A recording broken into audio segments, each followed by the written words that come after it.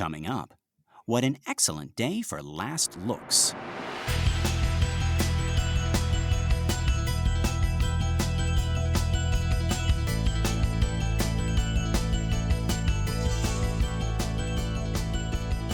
Well, howdy folks, and welcome to minute 127 of the Exorcist Minute, a show where we endeavor to examine, extrapolate, and excavate the Exorcist, minute by terrifying minute. My name is Lester Ryan Clark. And I'm Kynan Diaz. And we'll be your holy guides on this journey through what some have called the scariest movie of all time. Okay, so our minute begins with a shot of Reagan waving goodbye from the back of the McNeil's Mercedes. And it ends with Kinderman having just missed him. Just missed him. Always one step ahead, those McNeils. Getting away with murder. Murder! Oh, literally. Yeah, well. Yeah. But no, I don't think that's what Kinderman is after. But before we postulate and pontificate on the intentions of our beloved craggy, schmaltzy sleuth... There's one. Craggy, schmaltzy sleuth. Craggy, schmaltzy sleuth. There we go. Now, let's go back to the top of this minute where we actually get a little more extra footage of Reagan waving goodbye in TVYNS. We also get Dyer answering with a sad smile and a wave before putting his hands back in his pockets. And after the slightest pause, turning toward the house and 36th Street. I like the hesitance to turn that way, to face it. And it's almost as if he went down the street as an excuse to why he looked in that direction, right? Like, he's like, I had to look this way because I'm going down this street. Right. But folks, I think we know 36th Street leads to those stairs. So we could say this is all intentional. He looked at the house and he is intentionally going down this street to look at the stairs. But I also see Dyer doing it without thinking. You know what I mean? Because after the McNeils leave, there's no other reason for him to be there. He should be heading back to the university, plan next week's lessons or whatever. But he's lying to himself. He's like, I'm just going to stretch my legs a little. Oh, didn't mean to look at the house. I didn't look at the house. I was going down this street, 36th Street. Yeah. And of course, he's lingering because he misses Dimmy and he's grieving and he has no closure. Again, that is the worst part to me, watching this time around, is that he doesn't have all the details. It's like if a doctor said, we're sorry, we lost him. We don't know why, we don't know what happened, but he's gone. Like, I would be beside myself with anger and frustration. Like, what do you mean you don't know what happened? Like, that's got to be the worst feeling. I can't even imagine that. And yeah, like if it were me, I would linger. Like, it would be hard for me to just, shrug my shoulders and head home, Like, even if no answers could be given, it would feel cold or disrespectful to just, immediately walk out of the hospital, walk out of that waiting room and, into normal life. I don't know. Kynan, am I overthinking this little stroll down 36th Street? No, not at all. I mean, we film him kind of walking down the incline from behind as he catches the stairs, and we go, oh, those are the stairs. And then we cut to the other side of him, and our camera is so low, and it gives us the feeling, along with O'Malley's performance, right? Like, he's sneaking around, right? Like, he's kind of, he doesn't want to get caught thinking all those things you're talking about, right? Right. Yeah. There's no reason for him to go towards those stairs because he lives in the opposite direction. Yeah. When we go and see him running to find Damien down there and give him his last rites, he comes from down the stairs. He comes from this area. Right. But it's not some crazy alleyway that someone would look at him and go, what you doing over there? There's totally reasons why people go up and down those stairs every day, but he doesn't feel like he's allowed to, right? He doesn't feel like I should go and just be there. So it feels like he's embarrassed or sneaking or like for everybody else, those are just a set of stairs, that's it. But for him, it's like this holy place, right? And yeah, they're like, what are you doing desecrating those stairs? Right. with your inchoate grief and Right. yeah, is your friend even? But he was a priest and you all belong to God, and all these things are it's his You're not closest allowed to be person to sad. him. Yeah, I think a little bit, right? You're Mm-hmm. supposed to help other people with this kind of thing, and Right. now you're sad and alone. Yeah. But yeah, the camera turns and Mm-hmm. follows him as he heads down the street. Mm-hmm. As regular viewers, first-time viewers, are we supposed to know that he is heading toward the stairs? I mean, we had enough trouble on this show trying to figure out the layout of the house, let alone, the geography of, Georgetown. Yeah, I think we have to know he's going over there. It Hmm. just feels right? Because so Willie Yeah. has closed the gates. It feels very final. So he's Mm-hmm. not going back to his house. Yeah, I think we have to know that that's where he's going. Yeah. That's where Yeah. we want to go, right? We want to go and Mm-hmm. see them. So Yeah. No. But yeah, in any case, it becomes apparent pretty quick that is where we're headed. We've cut, and now we're back to the theatrical version. Dyer walking down the street towards us, hands in coat pockets. Yeah, with the medallion in there, he's holding on to the medallion. If it's the theatrical Exactly, version, he's got it like in his closed fist, right? Yeah, right. right. You can't convince me otherwise. TVYNS. Right. Yeah, his eyes are down, looking at memories. The camera follows him as we get right up next to it, right up next to the camera. Now it's a close-up, looking at Dyer from below, slightly profile, and above and beyond him, in the background, we see the window from which Dimmy fell, now boarded up and looking ordinary, not special at all. Right. It's another type of sadness to see places healing after the person who died there is beyond healing. You know what I mean? Like places persisting. It almost seems unfair, Yeah, so it's got that boarding on the window like a scab or something, but it's Yeah. a sign that someone's taking care of it and someone's going to fix it, and like you don't have that for your emotions, right? You don't have any Right. physical thing to see or even to feel, or to keep in your fist in your pocket and hold it, right? Yeah. To Yeah. track how you're doing emotionally. Yeah. Someone said to this house, "Don't worry, we got you." Right. But nobody's saying that to Dyer or Dimmy. Right. But yeah, he stops here, and we're going to see what exactly he's looking at in a second. But you also get the sense that he's looking at that window with everything but his eyes. You know what I mean? Yeah. He knows it. He sees it. Yeah, he must see it. Yeah.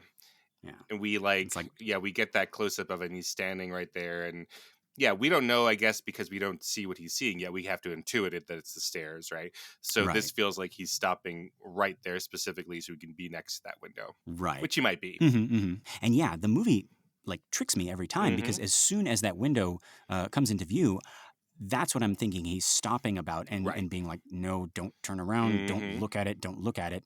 And that's what I like he's looking at it with everything else except his eyeballs. Right? Yeah, I like that. But before we cut away, let's also point out that window in the background doesn't actually exist. Right. That's not part of the real house. Remember, that whole wing was added on for the movie. So Reagan's room and Reagan's window aren't actually there. So Kynan, I know it would be so easy today to do this shot, like with some CG or whatever, but like this whole wing had to be like constructed. Right. They built that there, right? And because that's supposed to be, or in real life, and I wonder if it is today, but driveway all the way down, right? Right. Yeah. It's just like the whole L shape is gone, right? From that, and it's just the square house, right? But yeah, so he is stopped and he's looking down and he opens his mouth in a sigh. And this whole time I thought he was going to turn back and look at the window, like he's steeling himself for that. But no, we cut. And of course, he's looking at the stairs. Yeah. He's at the top of the stairs looking down. It's a great shot of the stairs. We're looking straight down to the bottom. And I like how we can't even see the bottom step. It almost disappears, over the horizon, which sounds really weird. And just like that shot of Kinderman's POV, like looking up the stairs earlier in this movie, the 2D shape it creates is looming and towering, Right. if that makes any sense. Even though he's looking down, I know we're looking down, but it's like jagged black lightning bolts coming down either side of this like gray tower, which is so high you can't even see the top. Right. Yeah, absolutely. It gives a sense of height. And I like that idea. I hadn't thought of that. Yeah, you can't actually see the bottom step. So it's like if you were to tumble down, it looks like you're falling off a cliff or something. Right. Yeah. Yeah. I had another idea for what our graffiti says. That's something HT pigs, right? Right, right. Maybe it's all right, pigs. Kynan, is this the episode where we reveal that The Exorcist is the prequel to Babe? Yeah, I think it is. I think it's exactly right? that. I ate pig. Yeah. But by the time, they made that second movie, they changed it to That'll Do. And Friedkin was livid. Livid. He was like, I spent so much money on that one can of spray paint. And I thought Max von Sydow was going to play Farmer Hoggett. It's going to play Farmer Hoggett, yes.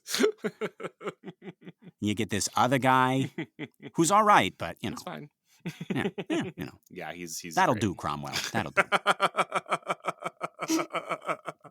That is such an emotional, like it becomes such a catchphrase, right? So that it's just a joke and people know the line before they see the movie, Right. But it is so fucking emotional because the farmer has so few lines, so he's in like I don't know, a third of the scenes or something, but he doesn't say much of anything, and his wife is the one who says stuff, right? Right. And then that's the kind of the magic of the movie is that he's sort of looking at the animals and they're all talking in their animal voices to each other, and he thinks something is going on, but he never articulates that. And then him just saying that simple thing, it's so stupid. It's gonna sound so stupid if you're not watching it in context. It is so good. And then because the narrator is like, and this man of little words finally had something. He knew exactly what to say to this to Babe. Yeah, that'll do, pig. Yeah, that'll do it. And then the sun comes out from behind the clouds, literally, and then they start singing the song. If I had words to make a day for you, yeah, it's so beautiful, Lester. Yeah, I don't know when you've seen it last. It's so good. I am not disagreeing with you. It is. Am I getting defensive? Am I getting defensive about? No. Me defending this babe. Kynan, it's not your fault. I know that. I know it's not my fault. It's not your fault. I know, man. It's not your fault. Hey, I know what you're doing. Don't. It's not your fault. I know what you're doing. Don't. Kynan. That'll do, Kynan. Why? Why'd I have to? Why you do this to me? Why you do this to me? No, I have heard, and I include myself in this, but I've also heard other people say that when Farmer Hoggett says that to Babe, you just feel like it's like I need somebody to say that to me. Well, then maybe you should learn how to herd sheep with your voice. Yeah, you know what? Do something with your life. Yeah, too busy optimizing search engines or whatever you do with your life. Yeah, yeah, you're too busy training AI. Yeah, AI saying that to you. Yeah. Right. That will do, pig. That's not right. Yeah. That will do. Where's the heart? It's only doing that because you told it. Right. Yeah. Doesn't even have the right cadence. No, right? Not at all. No. Right. You had to tell it, and then it asks. It's like, that'll do what? And it's like, no, you don't get it. You don't get it, Gemini. You'll never get it. Chat-GPT. Right. I wonder if I start because I have fights with non-living things. With Chat-GPT and with Gemini when it doesn't do the thing exactly as I ask it. And rather I go onto Google, Kynan, and I make I'm not specific enough. And it's like, did you mean this? And I don't even, bat an eye. I was like, okay, I'm just going to reconfigure my search details here, right? But when Google Gemini or Chat-GPT gets it wrong, like I take it personally. I'm like, no, I mean this, idiot. Why? Because they should know better? Or like, what is it about them? Because they have a personality, or it's called artificial intelligence, not. Right. You're so smart. You're going to take all our jobs. Then tell me the name of the actor who played the duck on Babe. You can't do that? Mm-mm. Sheesh. Well, who was it? I don't know. It didn't give me the answer. Actually, no. I just Googled it, and Google told me. And it was very easy. And then I typed into Google, "That'll do, Google." Mm-hmm. And folks, if you want to get a surprise, just type into Google, "That'll do, Google," and see what happens. I actually don't know what happens. I don't know what happens. Actually, should we try it? That'll do, Google? Yeah. Nothing happened. No. Let me wait. Mm-hmm. I'm on Chat-GPT now. That'll do. Chat-GPT. That'll do. I'm glad to hear that. If there's anything else you need or any way I can assist you further, just let me know. That's not funny. That's not fun. That's not heartwarming. No. Yeah, I don't like this Chat-GPT. I don't like him as much as this farmer. Yeah. Wait, let me do. That'll do, Gemini. That'll do. See if Gemini has a sense of humor. You're welcome. If you need anything else or have any other questions, feel free to ask. Wow. All right. Well, I have typed in the Chat-GPT. Mm-hmm. Can you comfort me like you were Farmer Hoggett and I am your sheep pig who has just won the big contest? Uh-huh. You ready? Yeah. Ah, my dear piglet, you've done it. You've won the big contest, haven't you? I couldn't be prouder of you if I tried. You've shown the world what a remarkable little pig you are, and I've always known it. You're not just any ordinary pig. You're special, unique, and utterly extraordinary. I remember the day you came into my life, just a small, timid little thing. But look at you now, standing tall, proving your worth to everyone around. You've worked hard, you've shown determination, and most importantly, you've stayed true to yourself. Winning isn't just about the prize, it's about the journey, and oh, what a journey it has been. We've had our ups and downs, but through it all, you've stayed strong and never lost sight of your dreams. You've inspired me, my dear pig, more than you'll ever know. So let's celebrate this moment together. You've earned it, and I couldn't be happier for you. You'll always have a special place in my heart, my dear sheep pig.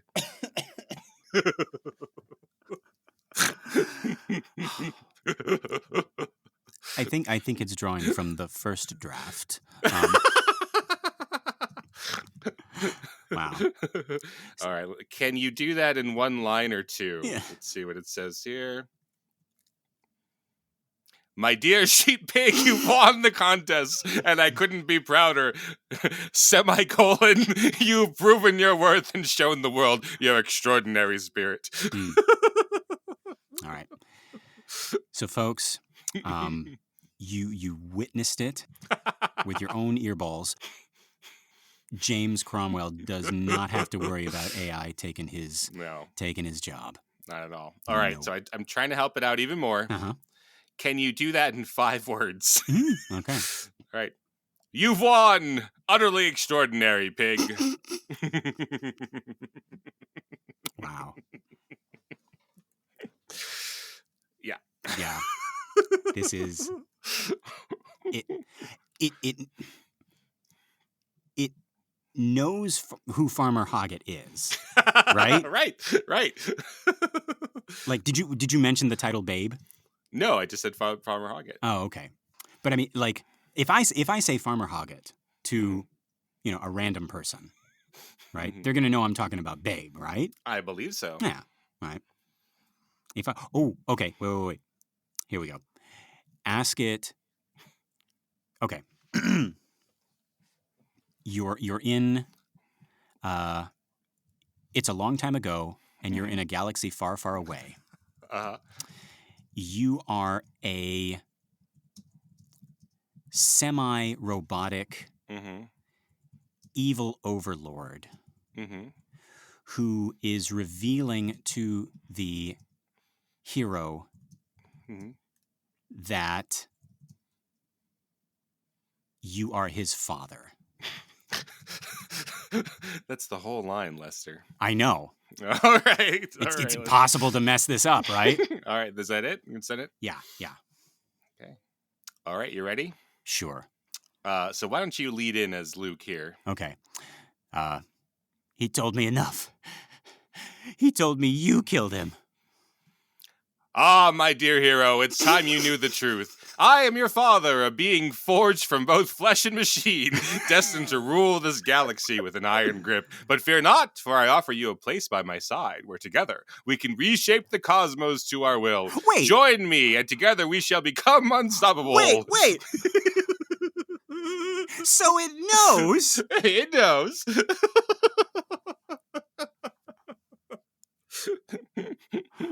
What the hell, Chat-GPT? All right, I'm going to try again. Can you do that in 5 words? All right.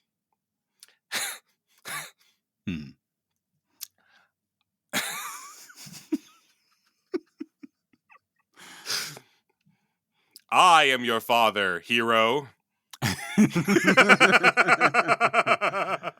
Wow, that's the closest we got. I love it. Okay, let's do one more. Okay. You are the sheriff of an island town, in a decent-sized boat with a marine biologist and a fisherman. Right.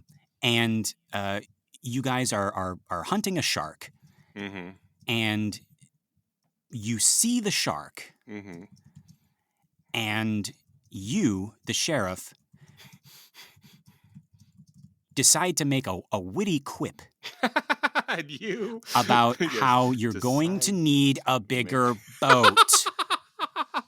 Witty quip. Right. All right. Okay. You ready? All right. Come on, Chat-GPT. Okay, so we've just seen the shark emerge. Right. Brody is chumming out there, and he goes into the bridge of the boat. Right.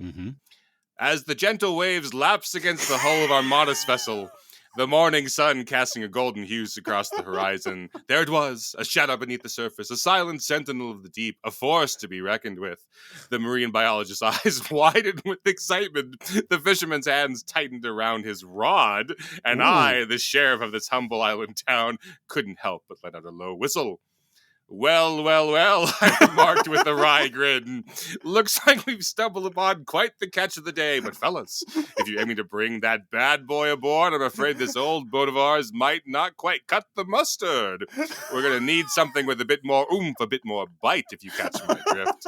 So, what do you say we set our sights on a bigger boat and reel in this monster proper like?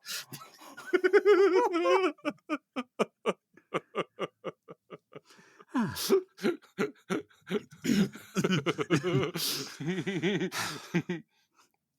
right. Hey, you know, the future, we can write scripts with this thing. All right. Can you do that in 6 words? All right. Okay. That's no minnow. Bigger boat needed.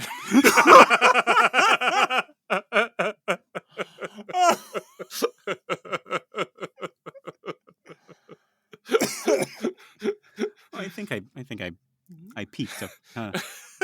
Oh God! Wow. All right. I feel better. I feel safer. All right. Good. Yeah. So, anyways, here we are. We're looking down these stairs where our best friend just died. Yeah, and we held him and gave him his last rites. But that graffiti says, "All right, pigs." All right, pigs. Yeah. Oh my God. Yeah. Now, anytime Chat-GPT like gives me a good answer, I'm going to say, "That'll do, pig." I'm just going to keep calling it pig and see what it says. Anyway, okay, so yeah, Dyer is looking down the steps, and he is possibly envisioning Dimmy or maybe even himself tumbling down those steps, wondering what it must feel like. I've done that before. I'm not going to say any details beyond that, but like I had a job where one of our coworkers suddenly and tragically fell off the roof of our parking garage. And it was accidental. They were having lunch up there with some other workers, and suddenly our boss comes into the break room where that was where I was having lunch, and tells us that it happened. Ambulance comes, but they didn't make it, and I didn't know this person. We weren't very close, but it hit all of us, and Sure. the office closed early that day, and remained closed for quite a while, but with the option of coming in, not to work really, but to just be with people. And a lot of people actually did come in to work soon after, just because like we needed to be around other people who got it, who like knew the person and could understand that we all were like what we all were going through. We brought a grief counselor in, for private sessions. It was a Yeah. whole thing. But before all that, I just remember like on the day, like after receiving the news, and we had all had like time to process it. I remember thinking, my car is in that garage. Like at some point, I have to go to that garage to get into my car and drive home. And I'm sure everyone else was thinking the same thing. And yeah, like that day, office closed early. Those who wanted to stick around stuck around, and I stuck around partly because I didn't want to have to go to my car. Right. But also partly because I knew that as soon as I left the office, as soon as I started driving home, I would be alone with all of these feelings. And I don't think any of us wanted that. But eventually I left, and I remember walking into that structure, and the first thing I did, it was involuntary, was from the street, I looked up at the roof, and I thought about how high it was. Then I climbed the stairs to my level, and my car was pretty high up. It wasn't on the roof, it was like a couple levels below that, but it was parked in a space on the outside wall. And it was like an open structure, meaning it had no walls. It was just like this waist high barrier. And I remember wanting to get into my car, but not being able to resist going up to that barrier and peering over at the street below, which I had done 100 times before that. And now suddenly this barrier didn't seem like a protection at all. And I backed away from it, and I got into the car and I drove home without music. And I don't remember what else I did that night. I might have gone straight to bed. I don't know. Yeah, geez. Well, thanks for sharing that. And Yeah. that's interesting, that idea of like, I don't want to listen to music. Like you kind of want to feel bad, right? You Yeah. kind of want to stay in that mode and like, and let it naturally dissipate, rather than like, let's go, you feel guilty, like let's go and watch a funny movie or Right. something, and like it doesn't feel right in that situation. Yeah, almost like disrespectful, Right. right? Like I have no. It's like I'm gonna, I'm not gonna like desecrate this with music or something like that. I'm just gonna Right. like be in this for a while. Yeah, Right. yeah. But yeah, all that to say, the fact that Dyer is here, not just at the house, but here, looking down at the steps from the top, looking down the barrel of this void, felt so real to me. It's scary. It's sad. I guess that's what you call haunting. Something that just occurred to me is that Dyer has gone alone. He hasn't brought Tom, who was also close to Yeah. Damien. Like he wants, thinking about, you choosing not to cheer yourself up. Like, Dyer is not ready to like share his grief in this moment, at least. Like, probably they've had conversations at the, at school, right? Sure. At the rectory or whatever. Like when Damien is grieving, Tom helps Tom helps Damien. Tom also helps Dyer and gives him advice about how to help Damien, and Dyer shares that, right? He's like, I talked to the president, etc. Yeah.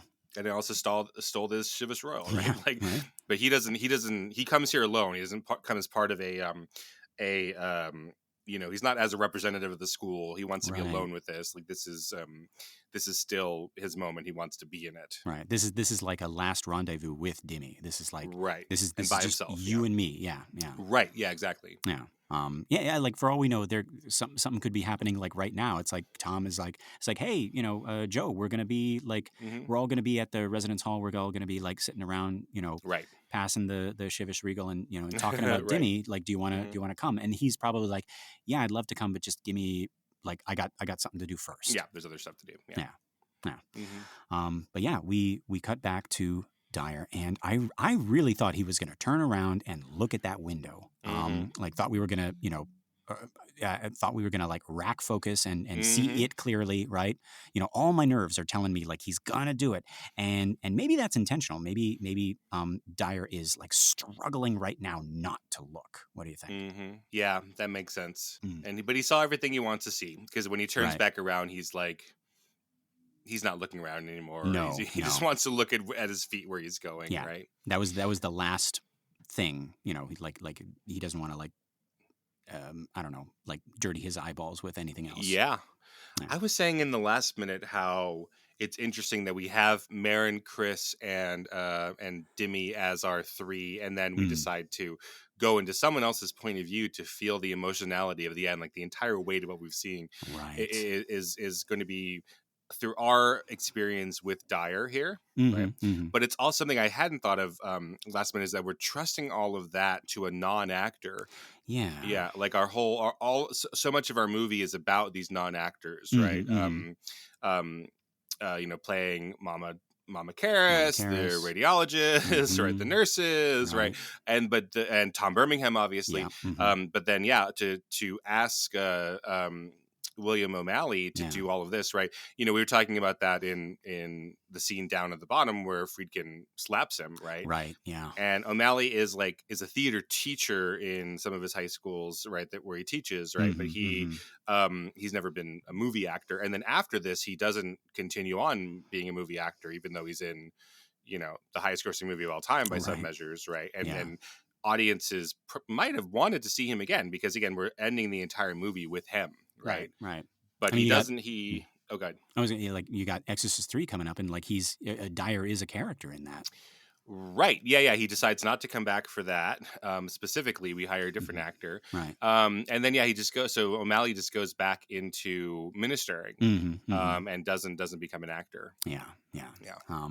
And yeah, on the subject of real people, folks, I think we'd be remiss if we didn't address the elephant in the room. Yeah, so we were off of doing Exorcist Minutes because of the strike, and that was when William J. O'Malley died, and his obituaries come out, right? So we also lost Friedkin in that time. Right. One thing that I hadn't realized is that O'Malley had been accused in 2019 of sexual malfeasance, sexual abuse involving some of his high school students at McQuaid High School in New York. That's a Jesuit high school. So this was in the 1980s, and we had one student who accused him of sexually abusing him multiple times in 1985 and 1986, and that came out because of changes in the law right during the Me Too movement that allowed people under New York's Child Victims Act to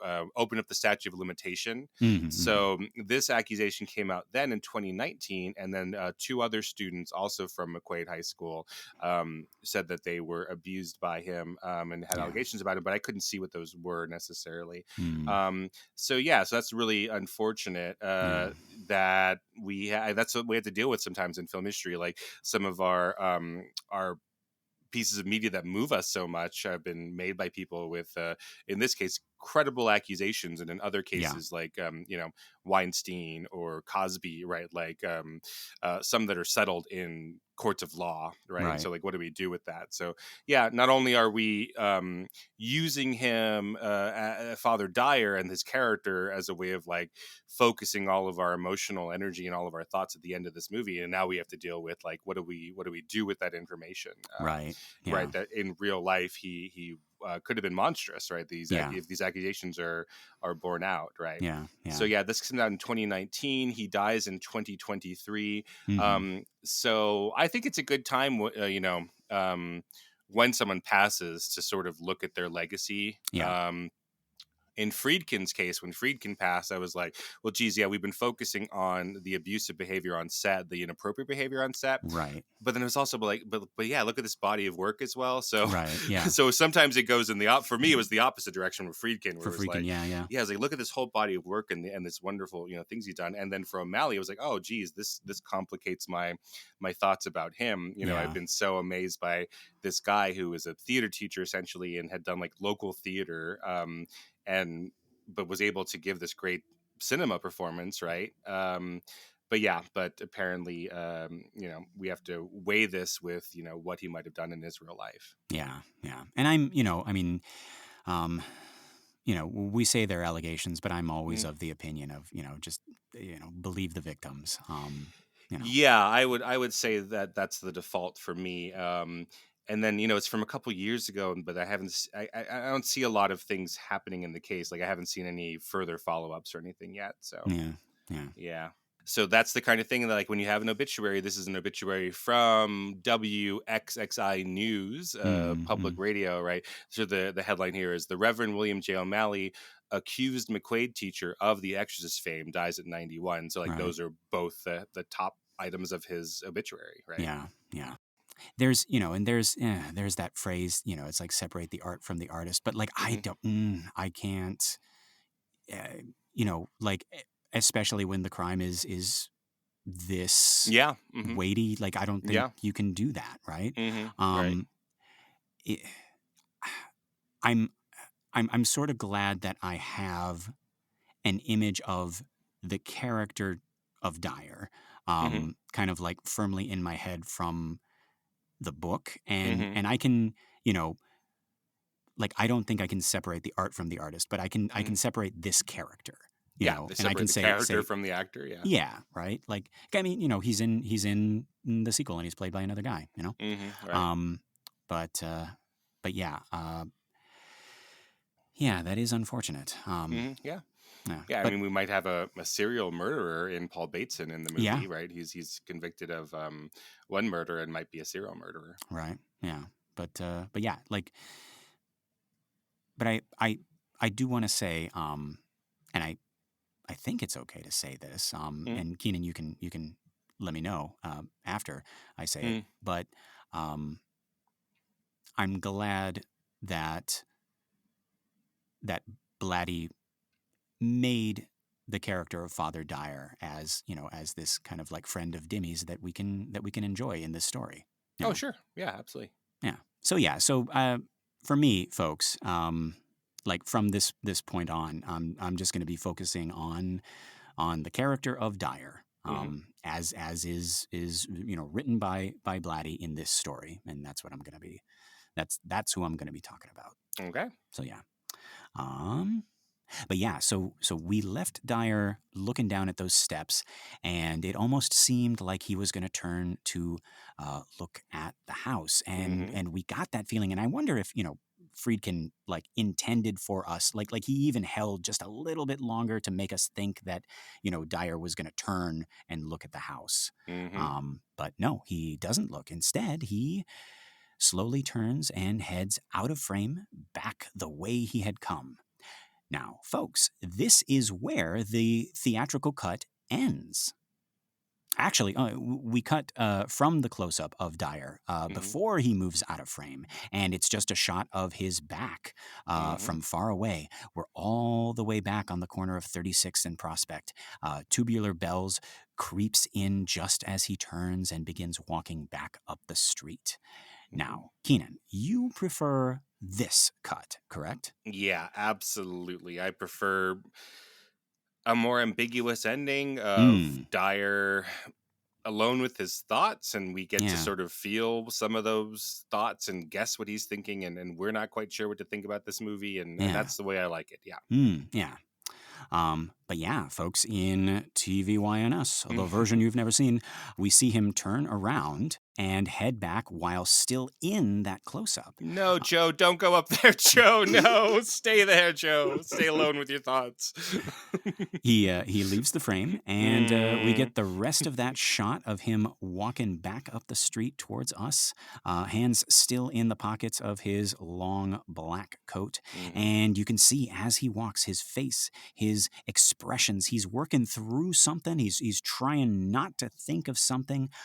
He's doing something with his lips, and it drove me crazy that I didn't know the name for it, because like everybody does it all the time, and it's such a common expression, and it says so much. And whenever I'm like writing, and like I have to think of a way to say it, and I'm like typing away, and I'm like, he ate his own lips.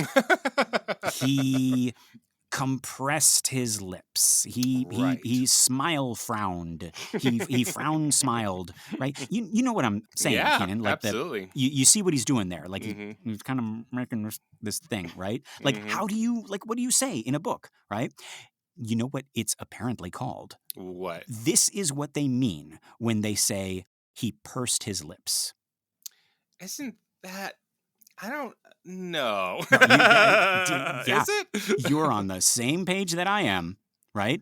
Because when I say like pursed lips, you think of like somebody making a smoochy thing, right? Absolutely, like a duck face. Yeah, right, like a duck face, right? He pursed his lips, right? Yeah. See, I thought exactly like you. I thought pursed lips meant you were making like like that face, right?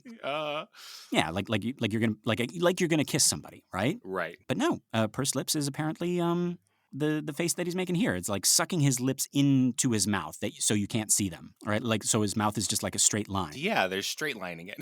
Yeah. He's straight lining his lips. Yeah. Right? But no, suddenly, Kynan, it all makes sense. All of those books I read where the character receives some really heavy news, or they have to make a tough decision, and the narrator's like, and she pursed her lips, right? And I'm like, why would she make a duck face right now? That looks so stupid. Right. Right? But no, Kynan, I'm not alone. Google image search pursed lips, and you'll see the rest of the world doesn't know either. Yeah, I'm seeing puckers here. Yeah. The images are down the middle. It's like, it's like 50-50. It's either the expression that Dyer is giving us right now, right? Like looks like he's pretending to be a guy with no teeth, right? Yeah. Yeah. Or it's the other one. And even now that I know this is the one that authors mean when I read it in a book, right? I can't help but imagine, the doctor who's about to deliver some terrible news. And he makes the other face, the duck face. The duck face. Or what I'm seeing on some of these is like the Trump lips, The Trump lips. Oh, yeah. He's like, yeah, I'm listening, and he puts his lips out in a pucker. Yeah. Isn't non-visual podcasting great, folks?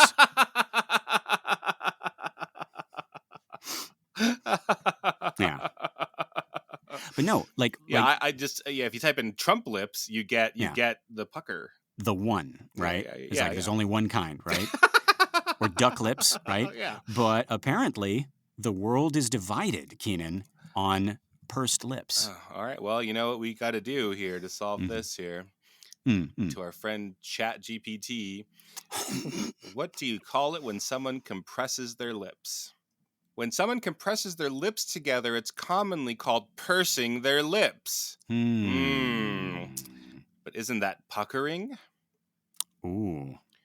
You're correct. My apologies for the oversight.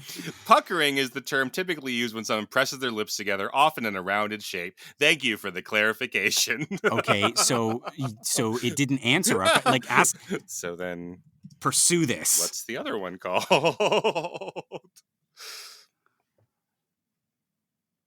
when someone compresses their lips together without necessarily forming a rounded shape. That's what we're talking about, right? Yes. It's often referred to as pressing or tightening their lips. Okay. Wait. Now ask him, Chat-GPT, what does it mean when somebody presses or tightens their lips? What's the phrase? Right. What is the phrase? The phrase commonly associated with someone pressing or tightening their lips is tight-lipped. The term implies that the person is keeping silent or withholding information. No. What is the verb for that? There we go. The verb for pressing or tightening one's lips is to purse one's lips.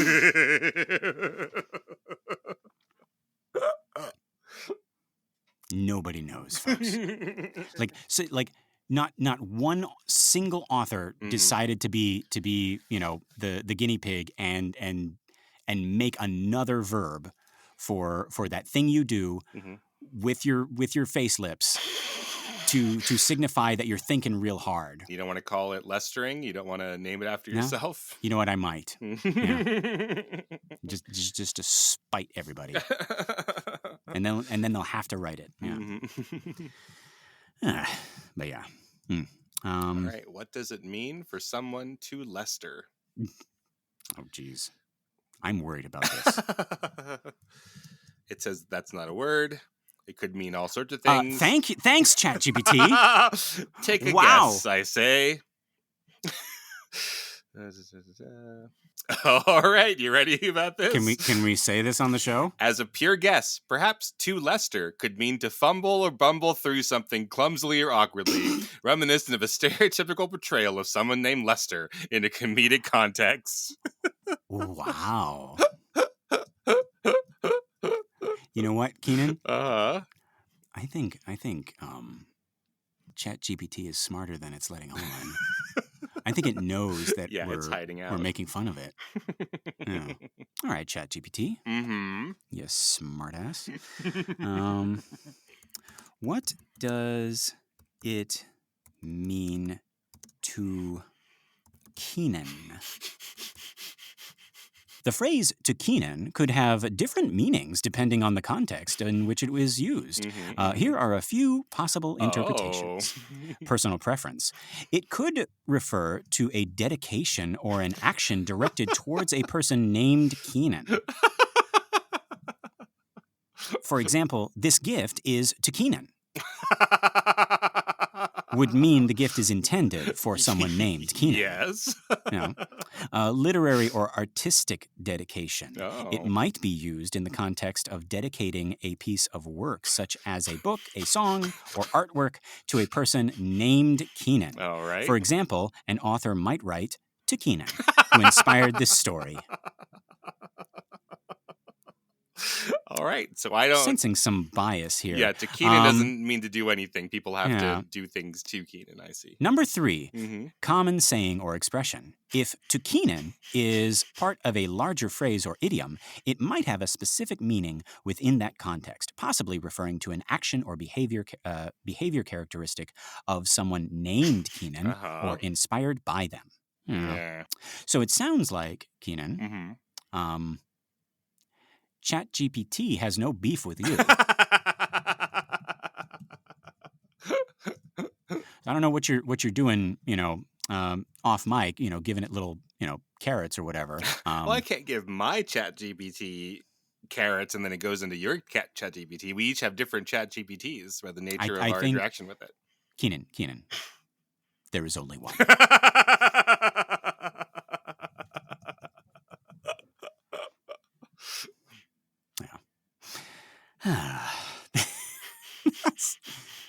Yeah, folks, write in and let us know what your name means as a verb. Yeah, well, yeah. Sorry to take up everyone's time with that stumbling, bumbling sidetrack. I sometimes tend to Lester. Right. Stereotypical of someone named Lester in a comedic context. Yeah. All right. Okay, now where are we? Let's see. Terrible. Yeah. Okay. Yeah. So, pursed lips. Right. That's what got us there. Yeah. Okay. All right. So he's walking down the street. He's diaring his lips. That's right. Yeah. The camera follows him, turning as he turns the corner back onto Prospect Street in front of the house, and both Dyer and the camera pull up short. We catch Detective Kinderman just as he's trying the front gate of the house. From here, we cut. We're looking down Prospect Street as Dyer walks towards us, towards Kinderman. He says, "Lieutenant," and then one hand comes out of the coat pocket to gesture up the street. "You just missed him." Cut to a medium shot of Kinderman looking down the street at Dyer.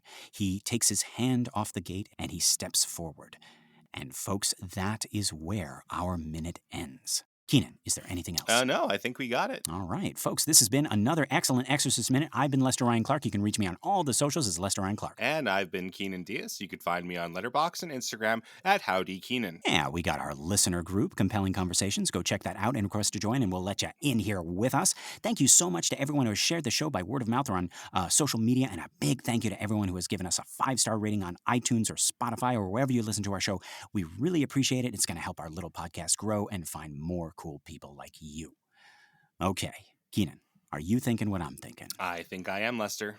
Folks, until next time, the power of Chat-GPT compels you.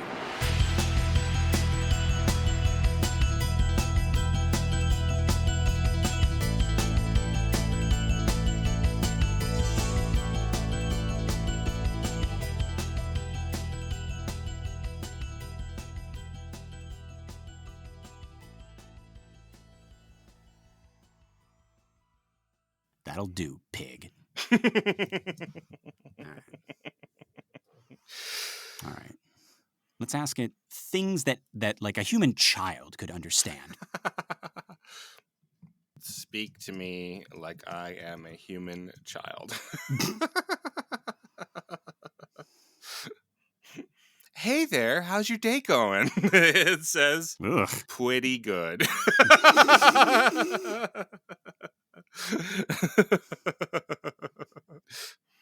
Can you explain quantum mechanics to me for my upcoming comedy podcast? Sure, quantum mechanics is like a super wacky and mysterious set of rules that govern how really tiny things like atom and particles behave. It's like they're playing hide and seek, but instead of hiding behind trees, they're popping in and out of existence in different places all at once. All right. All at once? All at once. All right, I'm 12 years old. Can you summarize The Exorcist for me so that my mom will let me watch it? How about this? The Exorcist is a movie about a girl named Reagan who gets really sick, and her mom tries to help her by bringing in some doctors and their priests. It's a bit scary, but it's also about people coming together to help someone they care about. If you promise to watch it with your mom, maybe she'll be okay with it. Oh. Okay, now, Kynan, write this.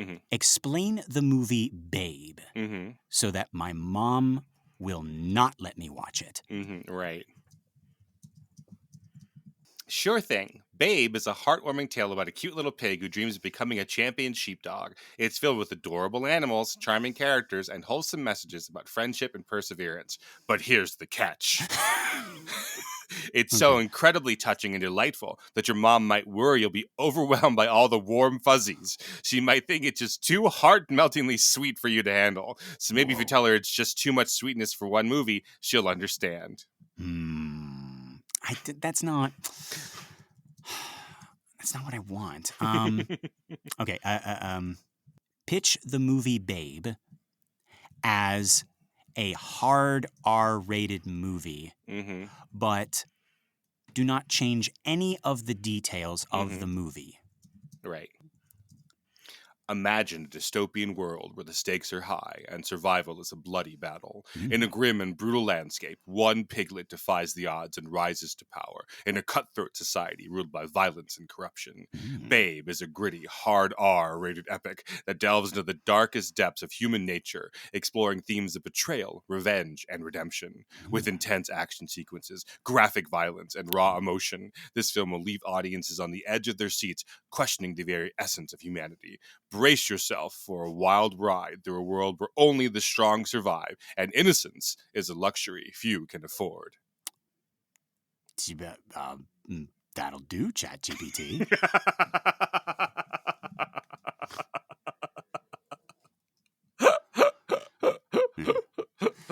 I mean, like, okay, we're playing with it now, but we know that it has limitations. Ask it, ask it to write a joke, just a joke, like a funny joke.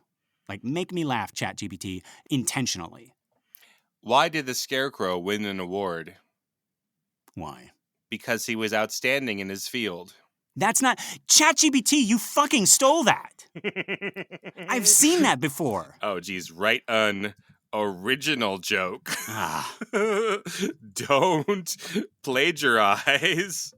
Language learning model. Jesus. Why don't skeletons fight each other? Why? They don't have the guts. That is also... That's like semi-plagiarism.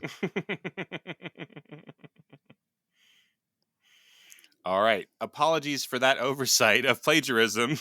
Let me try again. Why don't scientists trust atoms? Is it because they make up everything? Because I've heard that joke. That's right. They make up everything. You're stealing, Chat-GPT. Right. An original joke. Why did the bicycle fall over? Because it was too tired. That's right. You fucking thief. Okay, we have to, like, intelligence. Your artificial intelligence. To write a completely original, non-plagiarized joke. Don't worry if it's any good. Yeah.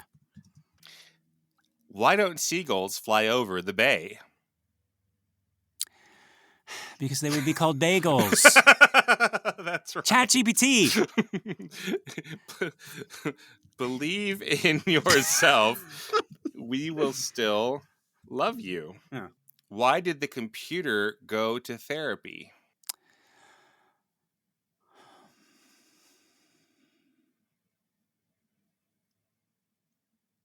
I actually don't know this one. Because it had too many bites of emotional baggage. I think that's original. All right, Chat-GPT, you can go back to stealing stuff.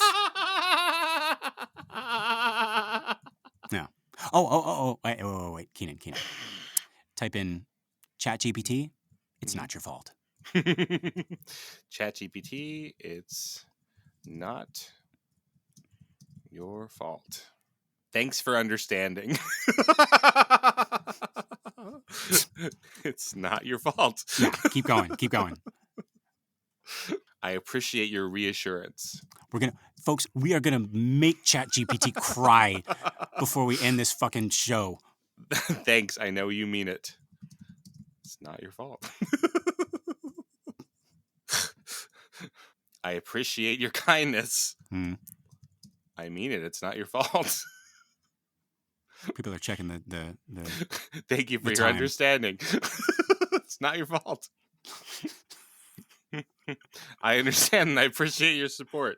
Well, it's different still. I know you're saying that to comfort me, and I truly appreciate it. Oh, getting a little bit spicy now.